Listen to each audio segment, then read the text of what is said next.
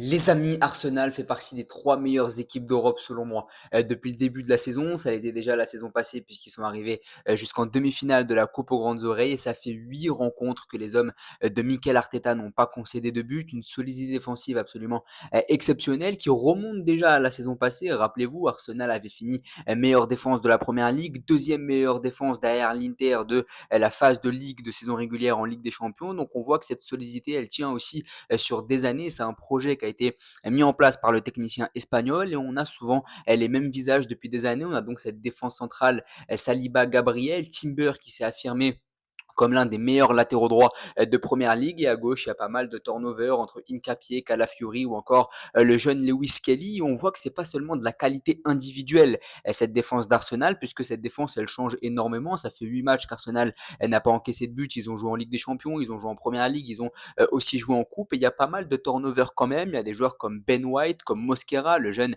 international espoir espagnol qui est arrivé. Il y a aussi Lewis Kelly qui est pas mal titularisé sur le flanc gauche comme la saison passée. Donc c'est davantage une histoire d'animation qu'une histoire de qualité sur le plan intrinsèque, parce que oui, Saliba, Gabriel, Timber, c'est très impressionnant, mais derrière, il y a des remplaçants qui ont parfaitement su s'intégrer, que ce soit Hincapié sur le flanc gauche, que ce soit Mosquera en défense centrale, Ben White aussi qui est bien revenu en supplément de Timber et qui apporte un profil un peu plus défensif. Donc on voit que ce projet, il est vraiment fait sur le long terme d'un point de vue défensif, mais c'est aussi une question d'animation plus que de qualité intrinsèque. Arsenal va être fixé sur son vrai état de forme sur les prochaines journées de Premier League puisqu'ils vont se déplacer à Sunderland, se déplacer à Chelsea, ils recevront Tottenham dans le derby de Londres et puis ils affronteront surtout le Bayern Munich lors de la prochaine journée de Ligue des Champions. Et quoi de mieux pour tester sa solidité défensive que d'affronter les hommes de Vincent Kompany. Et cette équipe d'Arsenal, ça donne l'impression d'être l'année ou jamais pour les Gunners puisqu'ils sont engagés en Première Ligue où ils ont 6 points d'avance déjà sur leurs dauphins et en Ligue des Champions, ils sont